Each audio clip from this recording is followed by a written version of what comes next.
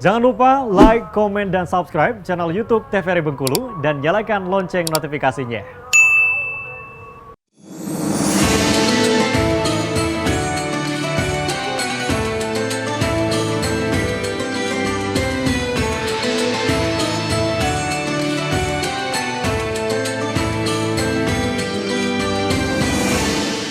Ya, kembali lagi pemirsa bersama kami dalam acara Mutiara Kolbu. Tadi sudah ada pertanyaan dari Mbak Erta dan juga sudah dijawab juga oleh Bapak Ustadz. Mau ditambah atau bagaimana ini Pak Ustadz? Kalau udah pas, kalau sudah pas kita ke pertanyaan berikutnya, boleh. Gitu ya. Curhatnya jadi sama Allah. Banyak-banyak sholat, banyak-banyak zikir, doa gitu ya Ustadz ya. Ketika diuji itu kan itu. Kita penyelesaian masalah yang bisa menyelesaikan masalah kita bukan makhluk. Iya. Tapi kholik. Iya. Kholik itu adalah pencipta. Kalau makhluk ini tidak bisa ngapa-ngapa. Kalau ke makhluk Pak Ustadz bukan selesai, bukan solusi masalah baru yang ada nanti. Dapat musibah, dapat ujian segala macam, datang curhat kepada Allah. Iya. Lapor pada Allah. Lapor kepada Allah dan minta solusi dari Allah. Solusi ya, Pak dari Ustadz, Allah. Ya. Maka insya Allah itu yang terbaik dari Allah. Jadi menjalin kedekatan kepada Allah Subhanahu Wa Taala, insya Allah solusi diberikan oleh Allah, begitu ya Pak Ustadz ya. Jadi ujian pun bukan cuma sekedar musibah, kesedihan, tapi kesenangan, nikmat harta pun juga ujian ya Pak Ustadz ya. Jadi nanti ketika sabar yang dikedepankan, yang datang Allah ganti yang terbaik. Oke lah, sedih kehilangan tadi harta, sedih kehilangan orang tua, anak, jabatan. Tetapi kita sabar, kita ikhlas, kita serah pada Allah. Allah tahu yang terbaik untuk kita, bisa diganti oleh Allah. Yang terkadang itu yang jadi problemnya ibu. Jadi ketika musibah itu datang, yang pertama itu bersangka, suzon dulu pada Allah. Suzon dulu.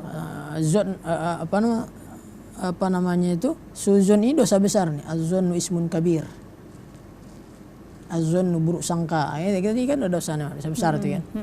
Jadi ketika dah diuji oleh Allah, berarti kalau pengen itu adalah menjadi apa, supaya Allah kita derajat kita dinaikkan oleh Allah, sabarlah, tidak ada jalan lain.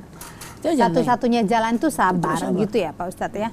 Dan meyakini bahwa apapun yang terjadi dalam kehidupan kita itu ya dari Allah gitu ya Pak Ustadz ya. Allah punya kerjaan. Allah punya kerjaan, jadi solusinya juga ada dari Allah Subhanahu Wa Taala begitu ya. Solusinya itu Allah. Baik. Jangan curhat di medsos. Tambah rabe. Tambah rabe.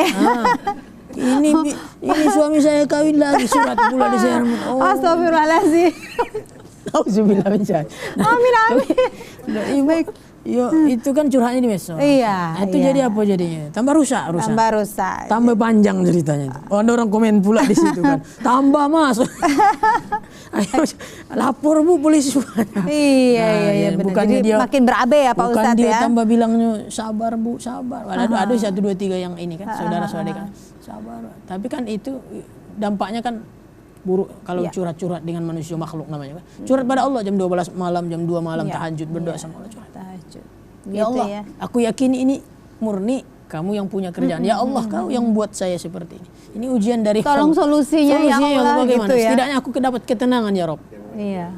Hati saya ini tenang ya. Jangan curhat sama kameramen, bahaya. Allah. Jadi kan minta solusi kepada Allah Subhanahu Wa Taala. Soalnya solusinya ada, nggak ada yang nggak ada solusi kalau sama Allah minta. Pasti gitu. Pasti ada solusi, pasti itu. Tinggal waktunya aja kapan. Baik, masih ada waktu Ibu ingin bertanya, sebutkan namanya dan pertanyaannya apa. Sudah? Langsung saja. Assalamualaikum warahmatullahi wabarakatuh. Waalaikumsalam warahmatullahi wabarakatuh. Pak Ustadz, saya itu mau tanya, saya tuh punya orang tua, tapi tingkahnya itu kalau dia berbuat. Maaf Ibu, umurnya berapa? Ibu si orang tua? Udah mau dekat 70-an. Oke. Nama saya Dewi Hayati. Jadi 70 lebih. Dia itu kalau dia buat tingkah, nah kalau kita nggak senang, kita biarin aja. Apakah kita berdosa, apa kita apa? Kalau kita tegur nanti katanya berdosa. Contohnya apa? Kalau misalnya dia main air kan, nah, main air sampai. Jadi udah kayak anak-anak gitu ya? Kalau dia ngapa buat tanam, kalau kita pikirnya kan nggak mau, tapi kalau dia mau kan, jadi kita diamin. Apa dosa itu? Apa gimana? Sabarnya apa ngikut-ngikut aja apa kesenangan orang tua. Kalau anak enak ya Bu ya, bisa dimarahin Iya. gitu. Ini orang tua gimana gitu ya. Baik. Gimana tuh Pak Ustadz? Itu aja. Assalamualaikum warahmatullahi wabarakatuh. Waalaikumsalam, terima kasih Bu Dewi Hayat. Saya kalau kayak gini nih pengen nangis saya itu. Pengen nangis karena Ibu sudah tidak ada? Bukan, masih ada. Oh masih ada. Jadi gini, ayat Qur'annya gini, wa qadha rabbuka alla ta'budu illa iyyahu wa bil walidaini ihsana. Ya. Wa qadha rabbuka. Ketetapan Allah itu Tuhan ya, Allah Subhanahu wa taala untuk kita yang masih ada orang tua ini. Ya, apapun bentuknya yang dia lakukan hari ini itu, alla ta'budu illa iyyah. Jangan kamu jangan menyembah kecuali kepada Allah, itu yang pertama ya. Kemudian wabil walidaini ihsana, dan kepada kedua orang tua selalu berbuat baik apapun yang dilakukan hari ini. Kita ingat saja dulu masa kecil kita. Kalau dia hari ini umpama ada berbuat yang kira-kira membahayakan, tinggal kita ngarahkan, karena ini sudah uzurnya.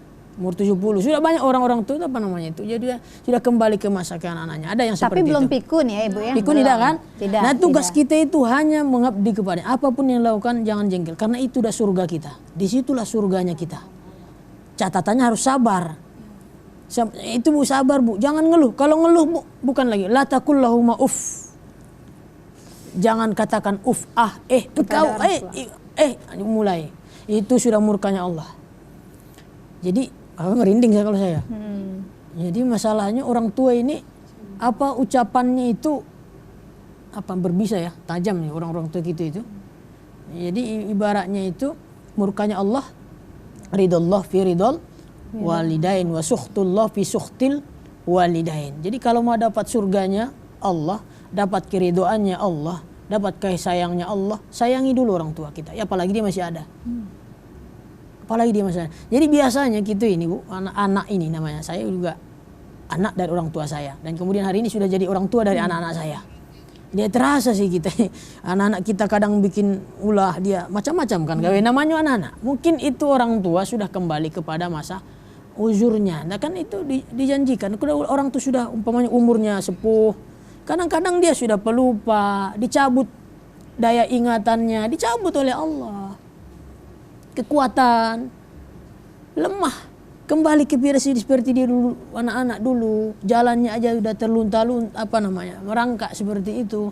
Nah, apakah kita orang tua yang hari ini masih kekar, masih kuat, dia bikin umpamanya ulah, ngedupi kompor dewek ke dapur, dia padahal lupa matikan, atau ada yang orang tua, tidak tahu lagi dia itu nak terbakar, sudah sampai mendidih, air itu sudah kering, wadah itu sudah kering, air itu, dia udah kasih tahu, dia udah tahu.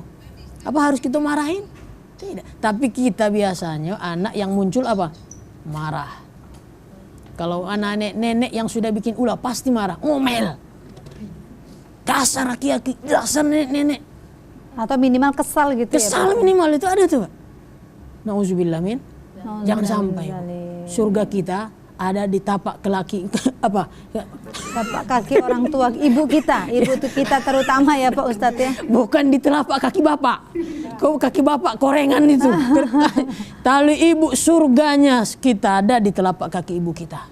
Belum ada sejarahnya surganya seorang anak di telapak kaki bapaknya. Tapi memang ibu bapak itu adalah harus kita muliakan, berbakti pada orang tua. Itu Pak. Ingat saja waktu kita kecil dulu bagaimana orang tua merawat kita. Selesai sudah itu. Baik. Dibiarkan, tapi jadi kita tetap kita rawat, kita awasi, kita jaga. Yang tidak boleh itu terucap keluar kata-kata yang memang dia mungkin sudah tidak nyambung lagi apa kita omong. Kita caci, kita bantu, mungkin dia, tapi hatinya itu tidak akan pernah membohongi. Walaupun dia itu sudah pikun rada ini, hati tak akan membohongi. Pasti dia terasa itu. Baik, nanti kita mungkin bisa lanjutkan jawabannya ya Pak Ustadz ya. Kita jeda kembali. Habis ya. Ya, Terakhir ya berarti. Belum, kita jeda saja. Dan pemirsa tetap bersama kami akan kembali sejeda pariwara berikut ini.